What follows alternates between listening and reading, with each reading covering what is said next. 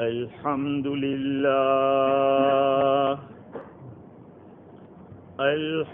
لله وحده والصلاة والسلام على من لا نبي بعده أما بعد فأعوذ بالله من الشيطان الرجيم بسم الله الرحمن الرحيم والله جعل لكم من بيوتكم سكنا وجعل لكم من جلود الأنعام بيوتا تستخفونها يوم ظعنكم ويوم إقامتكم ومن أصوافها وأوبارها وأشعارها أثاثا ومتاعا إلى حين صدق الله العظيم. وقد روي عن النبي صلى الله عليه وسلم أنه قال عليكم بالصلاة في بيوتكم فإن خير صلاة المرء في بيته إلا المكتوبة أو كما قال عليه الصلاة والسلام. وفي رواية عن ابن عمر رضي الله عنهما عن النبي صلى الله عليه وسلم قال اجعلوا من صلاتكم في بيوتكم ولا تتخذوها قبورا أو كما قال عليه الصلاة والتسليم. بزرگوں، پیارے بھائیوں، اللہ رب العزت نے مجھے اور آپ کو بے شمار نعمتوں سے نوازا ہے. ایسی ایسی نعمتیں جس کے بارے میں کبھی خیال بھی نہیں آتا کہ یہ بھی ایک نعمت ہے. جیسے کہ مکان، خود کا مکان ہو، یہ ایک اللہ تعالیٰ کی بہت بڑی نعمت ہے. اس نعمت کا سوال ان لوگوں سے کیجیے جن کے پاس بالکل مکان نہیں ہے، یا ہے تو ان کو کچھ وقفے میں بدلنا پڑتا ہے. یہ ایک مکان کی جو نعمت ہے اللہ رب العزت نے عطا فرمائی ہے، اس نعمت کو ہم نے نعمت نہیں سمجھا. باپ دادا نے کتنی کد و کاوش اور محنت کر کے کما کے جگہ لی اور ایک مکان بنا کے رکھا. اس مکان کے کیا حقوق ہیں ہمارے اوپر، اور یہ مکان ہمارے لیے سکون کا باعث کیسے ہو سکتا ہے، اس کے بارے میں ہم نے کبھی غور نہیں کیا. ہم تو صرف اس کے مضبوط ہونے کو دیکھتے رہے کہ اچھا مکان مضبوط کیسے بنتا ہے، کن چیزوں سے بنتا ہے، مکان کیوں ہوتا ہے اس کا کبھی سوال کیا اپنے دل سے؟ مکان کا مقصد کیا ہے؟ اللہ رب العزت نے قرآن مجید کے اندر سکون کی دو چیزوں کو بتلایا، ایک تو مکان اور ایک بیوی. ایک ہے مکان اور ایک ہے بیوی. واللہ جعل لکم من بیوتکم سکنا، اس میں ایک قسم کا مکان بیان کیا ہے. وجعل لكم من جلود الأنعام بيوتا تستخفونها يوم ظعنكم ويوم إقامتكم، یہ دوسرے نمبر کا مکان. ومن آياته أن خلق لكم من أنفسكم أزواجا لتسكنوا إليها، یہاں عورت کا تذکرہ ہے. اللہ تعالیٰ فرماتے ہیں واللہ جعل لکم من بیوتکم سکنا، اللہ تعالیٰ نے تمہارے لیے تمہارے گھروں کو رہنے کے لیے بنایا۔ سکن کا لفظ ہے جس کے اندر سکون کا معنی ہے۔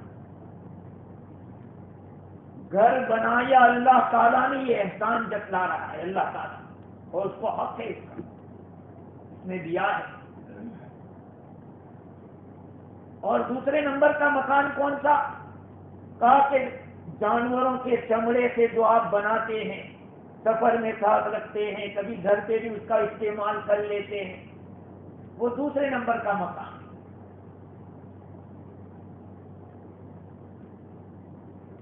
روایات سے پتہ چلتا ہے کہ روٹی، کپڑا اور مکان یہ بقدر ضرورت ہے، اس پہ سوال نہیں ہوگا۔ روٹی، کپڑا اور مکان۔ لیکن میرے عزیزو، مکان کے بارے میں ہمیں جاننا ضروری ہے کہ ایک ایمان والے کا بھی مکان ہوتا ہے اور ایک جو اللہ کو نہیں مانتا اس کا بھی مکان ہوتا ہے۔ فرق کیسے ہوگا؟ اینٹینا سے فرق ہوگا، ڈش سے پتہ ہوگا کہ مسلمان کے گھر پہ ڈش نہیں ہوتا، اینٹینا نہیں ہوتا ٹی وی کا، گانے کی بجنے کی آواز نہیں آتی مسلمان کے گھر سے، سیریلوں کی آواز نہیں آتی مسلمانوں کے گھر سے۔ آج ہم نے وہی کیا ہے جو غیروں نے کیا۔ کئی گھنٹے تک جہاں غیروں کے گھروں میں ٹی ویاں چلتی ہے، ہم مسلمانوں کے گھروں میں بھی کئی گھنٹوں تک ٹی ویاں چلتی ہیں۔ اور اللہ تعالیٰ نے یہ مکان تو دیا تھا سکون کے لیے، آج گھر گھر میں بے امنی ہے، بے سکونی ہے، بدامنی ہے۔ کیوں ہے؟ اس لیے کہ ہم نے انگریزوں کی باتوں کو سنا کہ اچھے فرنیچر ہوں گے گھر کے اندر، اور گھر کی سجاوٹ اس طرح کی ہوگی، بناوٹ اس طرح کی ہوگی، اس کے اندر سیٹنگ اس طرح کی ہوگی، اور اس کا جو فرش ہوگا اس کے معیار کا ہوگا، اور ٹیلی ویژن جس میں پورا آدمی سما سکے اتنا بڑا ہوگا۔ کہا اس میں سکون ہے، اس میں ہم نے تلاش کیا۔ نبی عربی صلی اللہ علیہ وسلم نے گھروں کو جن چیزوں سے دور رکھنے کو فرمایا تھا، آج ہم نے اپنے گھروں کو اس سے آباد کیا۔ گھر گھر میں جھگڑا، گھر گھر میں پریشانی، ساس کو پتیا سے نہیں پٹ رہی ہے، اتنے جھگڑے سننے میں آتے ہیں میرے عزیزوں۔ العیاذ باللہ، الامان والحفیظ۔ یاد رکھو، جتنا حضور صلی اللہ علیہ وسلم کے طریقے سے دور جائیں گے اتنی ہی پریشانیاں آئے گی۔ آدمی مکان لیتا ہے بینکوں سے قرضہ لے کر، یہ سوچ کر کہ اپنا گھر ہو جائے گا تو سکون ہو جائے گا۔ یاد رکھو، بے دینی سے دین نہیں پھیلتا، بے دینی سے دین اور سکون نہیں آتا۔ سکون تو دین میں ہے بھائیو، ہے، اور ہم بے دینی سے چاہتے ہیں کہ سکون آ جاؤ۔ علماء سے پوچھو کہ کیا مکان لے سکتے ہیں؟ نہ پہلا نہ دوسرا، ایک کوئی گنجائش نہیں ہے۔ جو کہہ رہے ہیں کہ پہلا، تو کس کا پہلا؟ خود کا یا بیوی کا یا بچے کا؟ کس کا پہلا؟ جس مفتی صاحب نے یہ بات کہی تھی کہ پہلے کی اجازت سے توبہ کرتا رہے، توبہ کیا؟ کس چیز کی توبہ؟ اگر گناہ نہیں کیا ہے تو توبہ کی کیا ضرورت ہے؟ گناہ ہے تب تو توبہ کی ضرورت پڑ رہی ہے۔ خیر میرے عزیزوں، اپنے گھر کو ہمیں کس طرح سے آباد کرنا چاہیے؟ حضور اکرم صلی اللہ علیہ وسلم نے مکان کے اندر کیا کرنے کا حکم دیا اور اپنے مکانوں کو کن چیزوں سے بچانے کا حکم دیا ہے، الحمدللہ احادیث کا ذخیرہ ہے، کوئی بات دین کی ایسی نہیں ہے جس کے بارے میں قرآن و حدیث میں کچھ بھی لکھا نہ ہو۔ ہاں، آپ مفتیوں سے پوچھیں تو آپ کو لکھ کر فتوا دیں، اور مفتی اس وقت تک فتوا نہیں دے سکتا جب تک کہ اس کے پاس کوئی ریفرنس نہ ہو۔ ہر مفتی اپنے فتوے کے نیچے عبارت لکھتا ہے کہ یہ کتاب، یہ میں نے فتوا کس کتاب سے لکھا ہے۔ مفتی کی ذمہ داری ہے کہ اس سے جب مسئلہ پوچھا جائے تو نیچے وہ لکھے کہ فلانی کتاب سے میں نے مسئلہ لیا ہے۔ مکانات کے بارے میں احادیث ہے میرے بھائی۔ آپ یہ سوچتے ہیں کہ نماز، روزہ، زکوٰۃ اور حج کے بارے میں نہیں، اس کے بارے میں تو ہے ہی، لیکن آپ کے مکان کو کس طرح سے آپ کو آباد کرنا ہے اس کا بھی احادیث شریفہ میں تذکرہ ہے۔ چنانچہ حضرت ابو موسیٰ اشعری رضی اللہ تعالیٰ عنہ روایت کرتے ہیں، نبی اکرم صلی اللہ علیہ وسلم نے ارشاد فرمایا، مثل البیت الذی یذکر اللہ فیہ والبیت الذی لا یذکر اللہ فیہ مثل الحی والمیت۔ اس مکان کی مثال جس میں اللہ کا ذکر کیا جاتا ہے، اور اس مکان کی مثال جس میں اللہ کا ذکر نہیں کیا جاتا، وہ زندہ اور مردہ کی طرح ہے، زندہ اور مردہ کی طرح۔ یہ صحیح حدیث ہے، الجامع الصغیر کے اندر لکھا ہے، اور حوالہ بخاری اور مسلم کا دیا ہے۔ وہ مکان جس میں اللہ کا ذکر ہو وہ زندہ ہے، اور جس کے اندر اللہ، جس گھر میں اللہ کا ذکر نہ ہو وہ مردہ کی طرح ہے۔ مردہ سے کیا امید ہوتی ہے؟ کوئی حرکت نہیں، یہ حرکت نہیں تو سکون کیسے ہوگا؟ ذکر ہوگا اللہ کا تو زندگی ہوگی، اور زندگی ہے تو پھر جہان ہے، اور زندگی نہیں تو کچھ بھی نہیں۔ اس لیے پہلی بات یہ کرو کہ اپنے گھروں میں ذکر اللہ کو زندہ کرو، کلمہ طیبہ کا ورد کرو، جو ہو سکے تو زور سے کرو،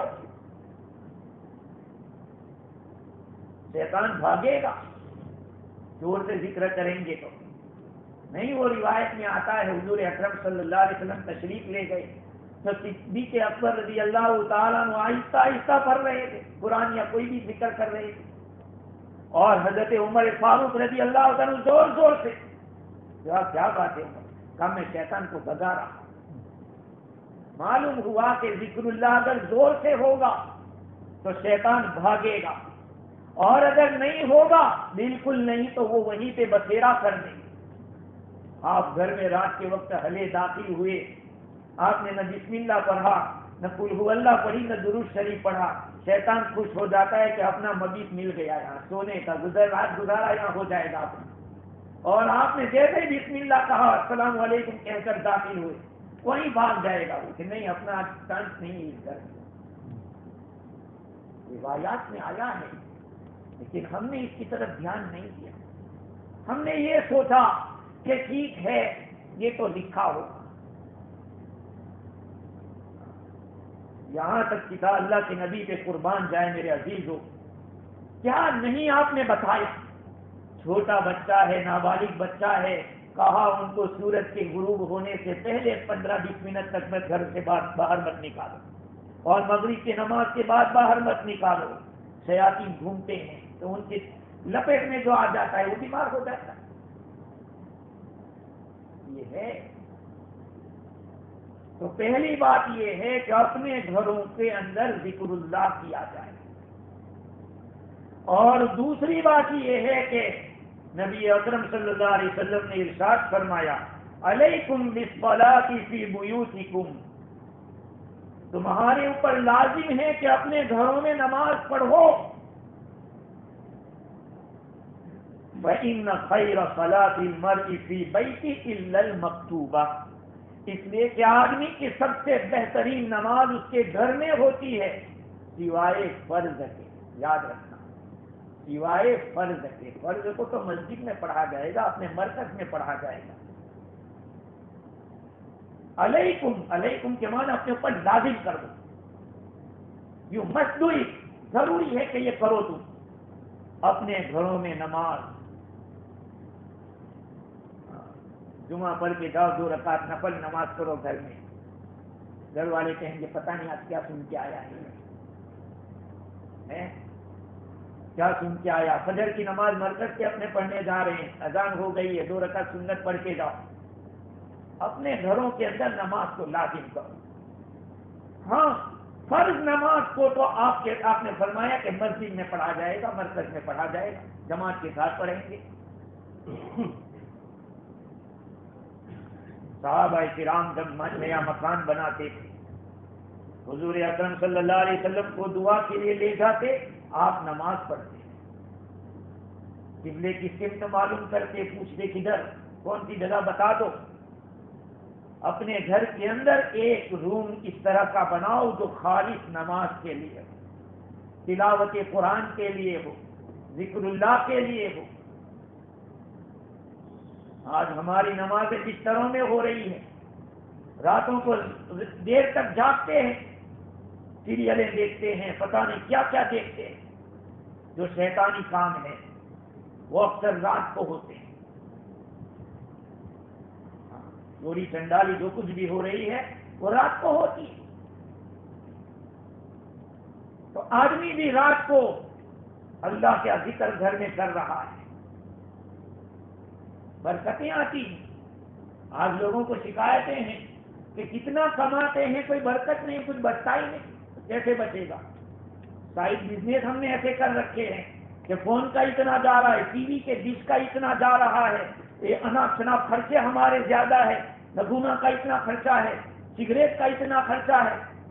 کیسے آدمی اس کو نبھا سکے؟ اپنے خرچے کم کر دو، ہاں تو مالداری، آدھی مالداری ہو جائے گی ایسے ہی. اور ہم تو اپنی زندگی ہائی فائی جینا چاہتے ہیں. ہم چاہتے ہیں کہ بس ہماری ہر ادا معیاری ہو. یاد رکھو اسباب سے حقیقت پیدا نہیں ہوگی. یہ جتنے بھی چاہے بڑی بڑی سیٹیاں قیمتی لے آؤ، یا بڑے بڑے ٹیلی ویژن لے آؤ، یا بڑی بڑی چیزیں گھروں کے اندر ڈال دو، اس سے سکون نہیں آئے. سکون آئے گا تو تعلیمات نبویہ سے، حضور کی تعلیمات سے آئے گا. آپ نے فرمایا کہ اپنے گھروں میں اپنے اوپر نماز لازم کرو، اس لیے کہ آدمی کی بہترین نماز وہ ہے جو گھر میں ہو سوائے فرض کے. فرض تو مسجد میں ہی افضل ہے. دوسری ایک روایت حضرت ابن عمر رضی اللہ تعالی عنہما فرماتے ہیں، رسول اکرم صلی اللہ علیہ وسلم نے ارشاد فرمایا، اجعلوا من صلاتکم فی بیوتکم، تمہاری نماز کا کوئی حصہ اپنے گھروں میں رکھو. تہجد گھر میں پڑھو، اشراق اگر ہو سکے تو مسجد میں پڑھو، ورنہ گھر پہ جا کے نفل پڑھو. چاش پڑھو، اوابین پڑھو، نفلیں پڑھو گھروں کے اندر. آگے فرمایا ولا تتخذوها قبورا، اپنے گھروں کو قبرستان مت بناؤ. قبرستان میں آدمی جاتا ہے تو کیسا لگتا ہے کہ کہاں آ گئے؟ جہاں ذکر نہیں ہوتا، جہاں نمازیں نہیں ہوتی، جہاں تلاوت قرآن نہیں ہوتا، وہاں پہ وہ جگہ بنجر لگتی ہے، بنجر. اللہ تعالیٰ نے یہ جو دل ہمارا بنایا ہے وہ دل ایسا ہی بنایا ہے کہ اس کو قدرتی طور پر اللہ کا نام یا اللہ کے نبی کا نام یا اس طرح کی جو بات ہوتی ہے دل کھینچتا ہے ادھر. اور جہاں ایسی چیزیں نہیں ہوتی وہاں سے دل کہتا ہے کہ نہیں. اس لیے کہتا ہوں میرے عزیزوں، مکان چاہے سادہ ہو، صحابہ کرام کے مکان سادہ تھے لیکن پرامن تھے، پرسکون تھے. سادہ مکان ہو لیکن پرسکون ہو، زندگی اچھی ہوتی ہے. وہ میں تقریباً 16 سال کا تھا اس وقت، ایک کتاب میں نے پڑھا تھا جنگلی چوہا، اس کا ایک قصہ لکھا تھا. 2 چوہوں میں دوستی تھی، ایک جنگل میں رہتا تھا اور ایک شہر میں رہتا تھا. تو ایک مرتبہ جو شہر کا چوہا تھا اپنے دوست کو ملنے کے لیے جنگل میں چلا گیا. دوست سے کہا کہ کیسی گزر رہی؟ کہا یہی روکھی سوکھی ملتی ہے، کھا رہے ہیں بس. کہا اس میں کیا بچا، زندگی کا گزارا ہوگا، تم آؤ دیکھو ہمارے شہر میں بٹر اور تمہیں پاؤں کھلاتا ہوں اور ایسی چکنی چپڑی چیزیں گھی والی کھلاتا ہوں، تو دیکھ. وہ چوہا وعدہ کیا کہ ٹھیک ہے میں آتا ہوں. وہ گیا، ایک دکان کے اندر وہ چوہا رہتا تھا، اس کا مکان تھا. اب یہ کچھ اچھی اچھی چیز کھانے کے لیے بھی کھا رہے تھے. اتنے میں بلی نے میاؤں کی جو آواز کی، دونوں بھاگے، بچ گئے. جنگلی چوہے نے کہا کہ میرے وہی جنگل اچھا ہے، ملے خشک روٹی جو آزاد رہ کر، ملے خشک روٹی جو آزاد رہ کر، تو وہ خوف و ذلت کے حلوے سے بہتر. جو ٹوٹی ہوئی جھونپڑی بے ضرر ہو، بھلی اس محل سے جو پرعز خطر ہو. ملے خشک روٹی جو آزاد رہ کر، تو خوف و ذلت کے حلوے سے بہتر. ایسا بھاگنے والی بات ہو کہ ابھی بلی آئے گی، ابھی پکڑے جائیں گے، اس سے تو وہی خشک روٹی ہے. میرے بھائیوں، سادگی کے اندر خیر ہے.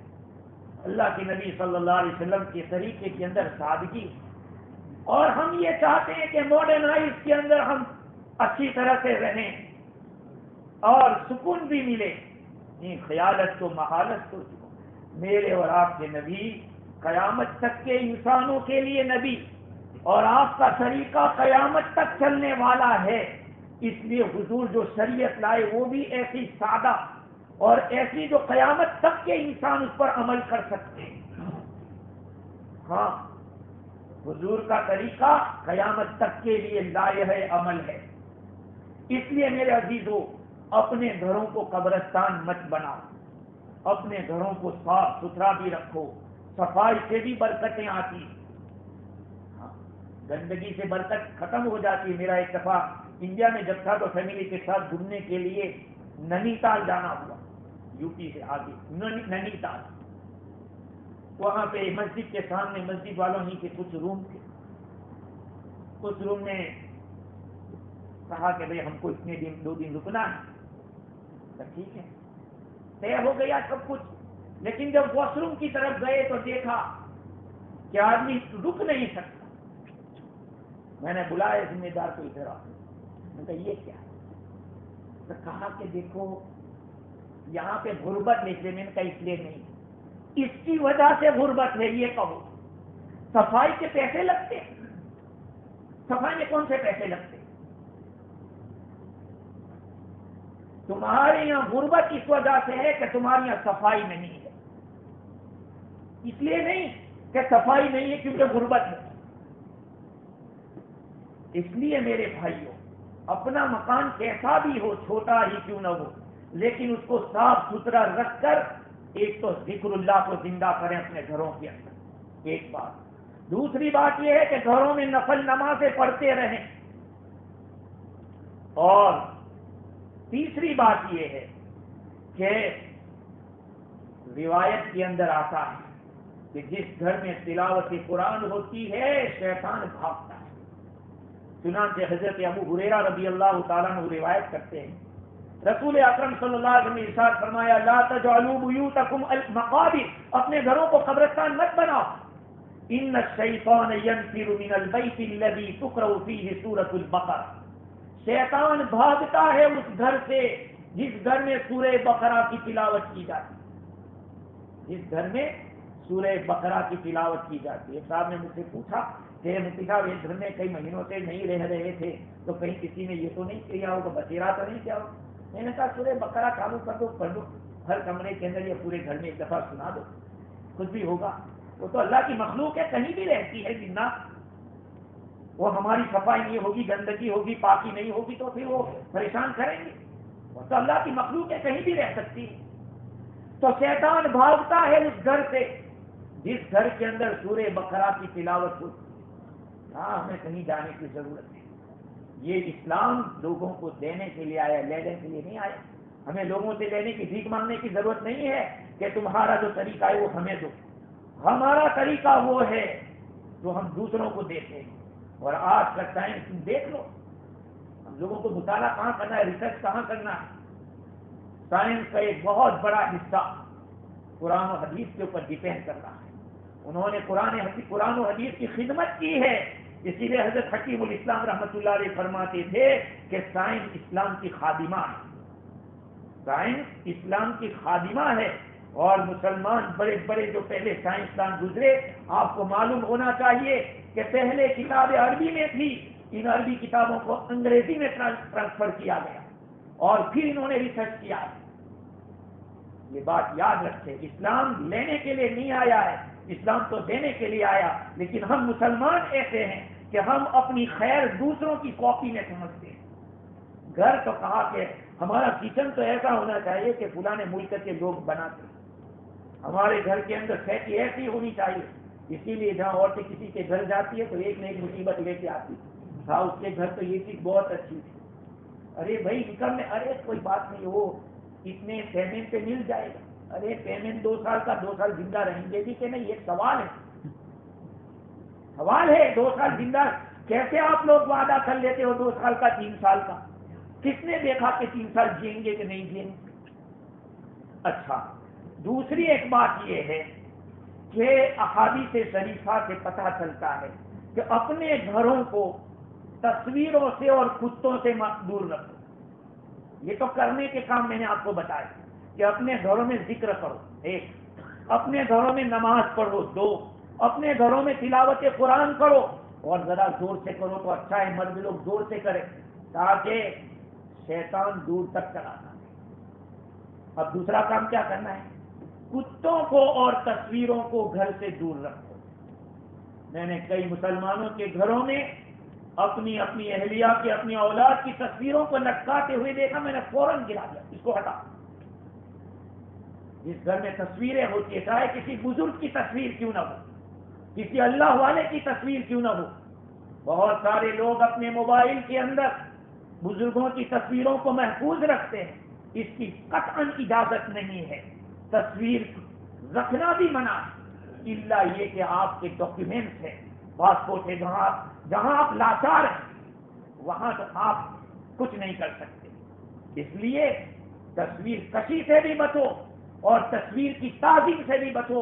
اس لیے کہ دنیا میں شرک جب شروع ہوا تھا اسی تصویر کے ذریعے ہوا. اور میں بار بار ایک چیز آپ کو کہہ چکا ہوں کہ اسلام نے وہ سارے وینٹیلیشن بند کر دیے ہیں جہاں سے کوئی گناہ آتا ہے. کسی اجنبی عورت کو دیکھنا حرام ہے، کیوں؟ اس لیے کہ اسے زنا جنم لیتا ہے. تصویر کشی کیوں حرام؟ اس لیے کہ اس سے شرک جنم لیتا ہے. یہ ہے. خیر، سجدے تعظیمی حرام ہوا کیوں؟ اگلی شریعتوں میں سجدے تعظیم، رسپیکٹ کا سجدہ یوسف علیہ السلام کی شریعت میں تھا. آدم علیہ السلام کے سامنے فرشتوں نے سجدہ کیا تھا تعظیمی. تو کیوں ایسا؟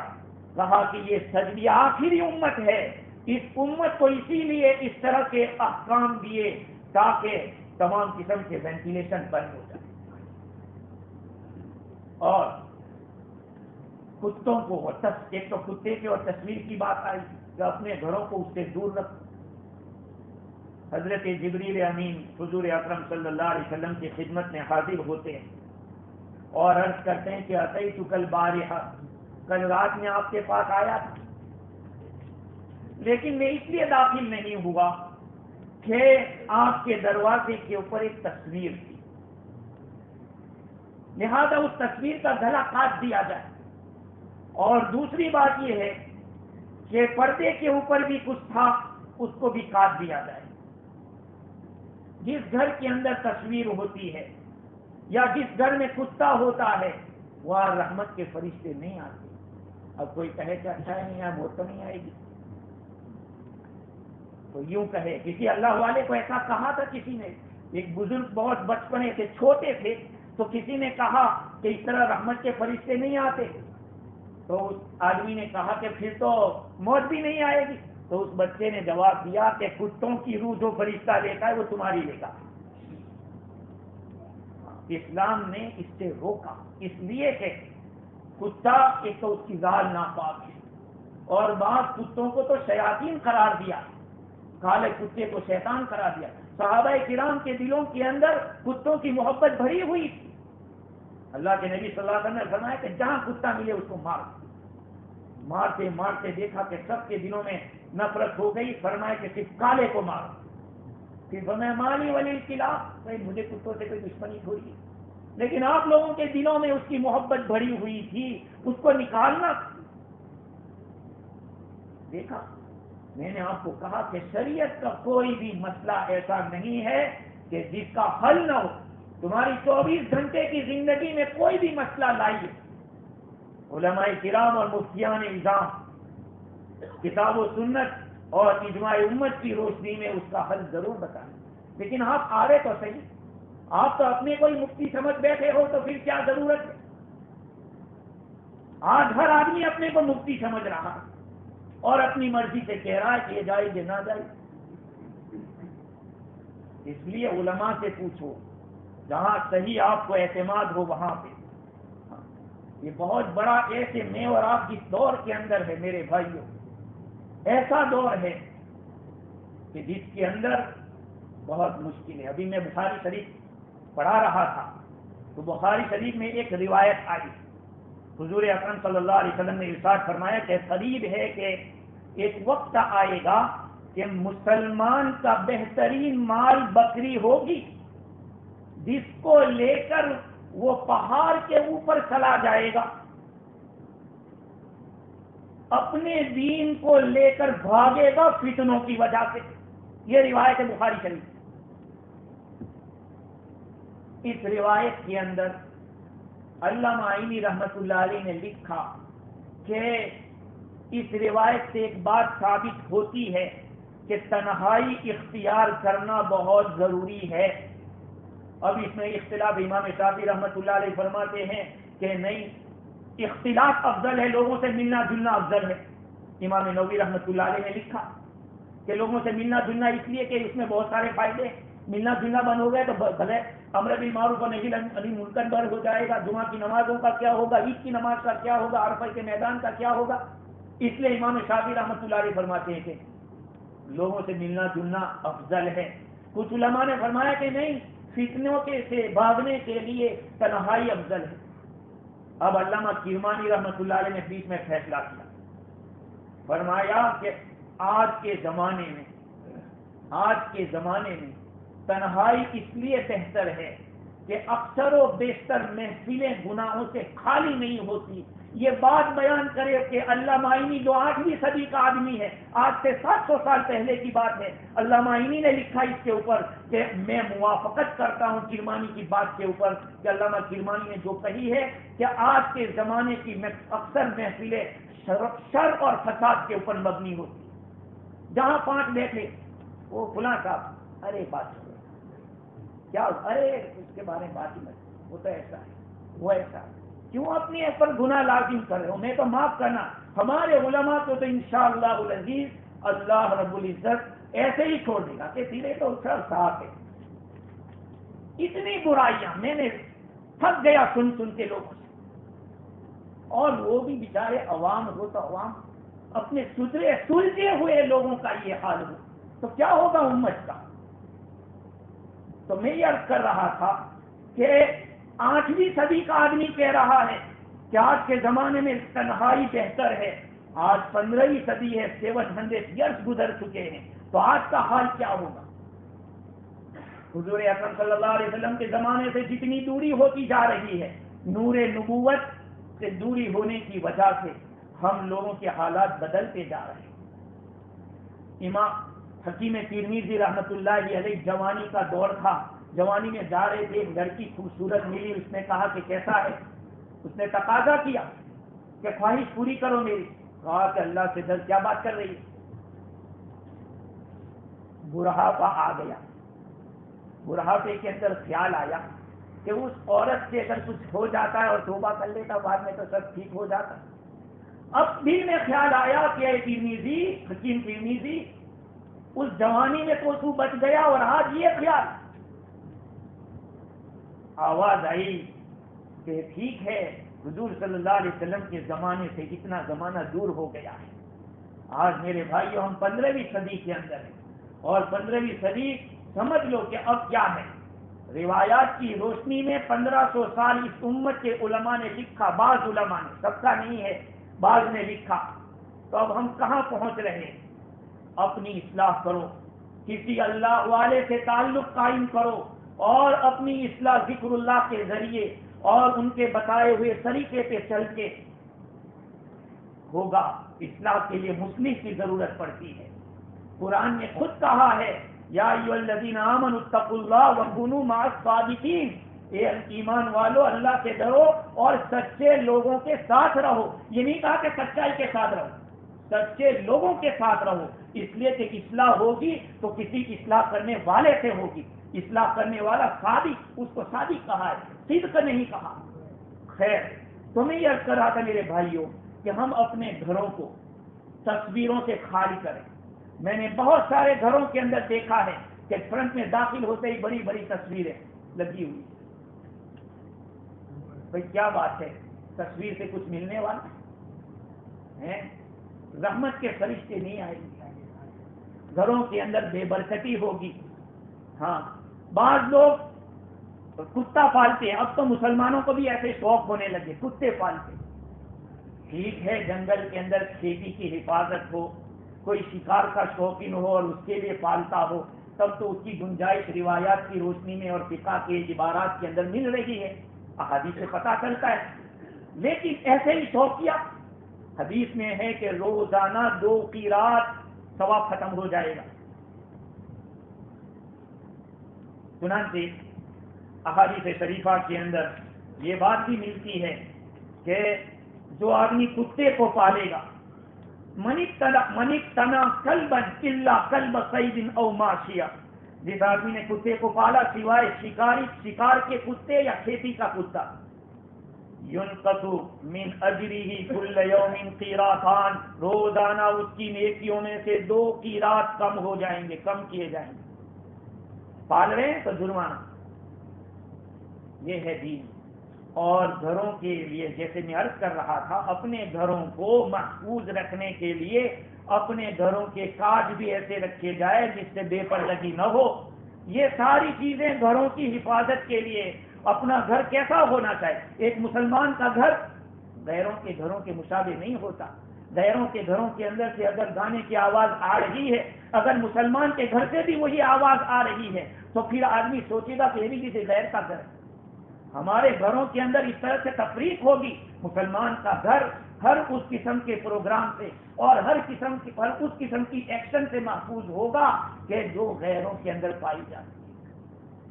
ایک عرب عالم نے لکھا کہ آج اسباب اس طرح پیدا ہو گئے، گھروں کے اندر زور زور سے گانے بج رہے ہیں. بھائی نعت پڑھے، نظم پڑھے، قرآن مجید کی تلاوت کی آواز آئے تو آدمی سوچے کہ مسلمان کا گھر ہے. لیکن اگر ٹیلی ویژن کی آواز آ رہی ہے زور زور سے، یا یہ کہ اور کچھ چیزیں ہو رہی ہے، ہم مسلمان ہیں. اور ہر مذہب کا آدمی اپنی کچھ اسپیشلٹی رکھتا ہے، اپنی کچھ خصوصیت رکھتا ہے.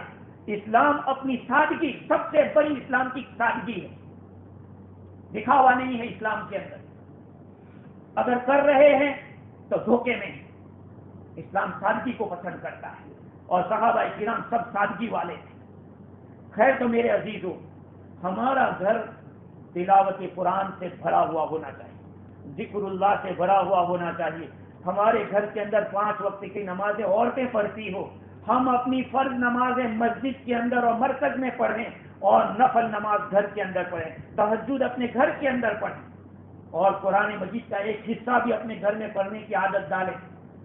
کیا کیا فضائل ہے روایتوں کے. روایت میں آتا ہے کہ سورہ یاسین کو 1 دفعہ پڑھنا 10 قرآن کا ثواب. کتنا؟ سورہ تبارک الذی رات کو پڑھے گا عذاب قبر سے محفوظ رہے گا. سورہ واقعہ کو اگر پڑھے گا تو فقر و فاقہ سے محفوظ رہے گا، کڑکی دور ہوگی. آپ شکایتیں کرتے ہیں روزگار نہیں ہے، روزگار نہیں. یہی حل ہے اس کا. اپنے گھروں میں پرابلم ہے تو ان پرابلم کو حل کرنے کے لیے شریعت دی ہے. شریعت کو نافذ کیجیے اپنے گھر کے اندر اور اپنے بچوں کو بھی دین سکھائیے. اور یاد رکھو، اس عرب عالم نے لکھا کہ جس گھر کے اندر بچوں کی پرورش اس طرح کے دیندار طریقے سے ہوگی، جس گھر کے اندر قرآن کی تلاوت، ذکر اللہ اور یہ سب ہو رہا ہے، وہ بچوں کا پروان بھی ویسا کرے گا. اور جن بچوں کی پرورش اسی طرح سے کتے پالے جا رہے ہیں، تصویریں ہیں اور اسی طرح سے گانے بجانے اس طرح کے سب پروگرام چل رہے ہیں، سیریل چل رہے ہیں، ایسی ساری چیزیں پائی جائے گی تو پھر بچہ بھی بجائے السلام علیکم کے کیا کہے گا؟ آپ لوگ سمجھتے ہوں گے کہ یہ تو ایسے ہی پروگرام ہے جو سیریل آتے ہیں، جے شری کرشنا بولتے ہیں پہلے ہندو لوگ اپنے پروگرام کے اندر، یہ سن سن کر ایک مسلمان بچہ بھی وہی بولنے لگتا ہے۔ یہ ایک مونوپولی اور ایک قسم کی اسکیم ہے ہمارے ذہنوں کو چینج کرنے کے لیے، اس کو الغزو الفکری کہا جاتا ہے، وار آف مائنڈ۔ یہ دماغی لڑائی ہے اور دماغی لڑائی کو ہاتھ سے نہیں لڑا جاتا، اس کو تو اسی سے لڑا جاتا ہے۔ اس لیے اپنے ذہنوں کے اندر کلام اللہ کو اور ذکر اللہ کو، درود شریف کو، ان چیزوں کو جگا دو اور اپنی اولاد کے سامنے بھی نماز پڑھو تاکہ وہ بھی بڑے ہو کر نماز پڑھے۔ آج اولاد بے راہ روی کی شکار کیوں ہے؟ وہ ہمارے نتیجے سے، ہمارے عمل کے نتیجے سے، ورنہ بچوں کو تو آپ جس طرح ان کو بڑے کرو گے وہ بڑے ہوں گے اور کس طرح کے اثرات لیں گے۔ اس لیے میرے عزیزو، مسلمان کا گھر دوسروں کے گھروں سے الگ ہوتا ہے، اور وہ الگ ہوگا اسٹائل سے نہیں کہ کسی آدمی نے ایسا بنایا ہے 10 لاکھ کا تو ہم 20 لاکھ کا بنا، کسی نے ملین کا بنایا تو ہم 1.5 ملین کا بنائیں گے، نہیں۔ ہم اپنے گھروں کو ذکر اللہ سے آباد کریں گے، ہم اپنے گھروں کو تعلیم سے آباد کریں گے، ہم اپنے گھروں کے اندر نعت، اسی طرح سے تلاوت قرآن، چاہے آڈیو کے اندر آ رہی ہو، کسی بھی طرح اس طرح کے مضامین اور اس طرح کی باتیں اپنے گھروں میں ہوگی تو انشاءاللہ العزیز ایک اچھا معاشرہ پیدا ہوگا، ایک اچھا خاندان پیدا ہوگا۔ خاندان بنتا ہے افراد سے، افراد تیار ہوں گے تو خاندان تیار ہوں گے، اور خاندان تیار ہوں گے تو ایک ماحول بنے گا۔ دیکھیے الحمدللہ بڑی خوشی ہوئی، ابھی شب برات کے اگلے دن یہاں پہ 20 آدمیوں نے روزہ افطار کیا، 20 آدمی روزے سے تھے، ان کے گھر والوں نے روزہ رکھا۔ یہ ایک دن میں نہیں ہوتا، یہ ہمیں بڑی خوشی ہوتی ہے یہ بات کہتے ہوئے، کئی لوگوں نے الحمدللہ روزہ رکھا، شب برات سے 3 روزے رکھے۔ یہ کیسے ہوتا ہے؟ یہ واللہ العظیم اللہ کی توفیق سے ہوتا ہے۔ لیکن آپ لوگوں کے بھی کچھ جذبات ہوں گے تو انشاءاللہ کام آگے بڑھے گا، اور ہمیں ایک جگہ رکنا نہیں ہے، دین کے معاملے میں خوب آگے بڑھنا ہے۔ نوافل کی کثرت کریں، تلاوت قرآن سیکھیں، جتنا جانتے اس کو پڑھیں۔ اللہ تعالیٰ مجھے کہنے سے زیادہ، آپ حضرات کو سننے سے زیادہ عمل کی توفیق عطا فرماوے۔ نیک و آزمن و جملہ جہاں امین بعد، وآخر دعوانا الحمدللہ رب العالمین۔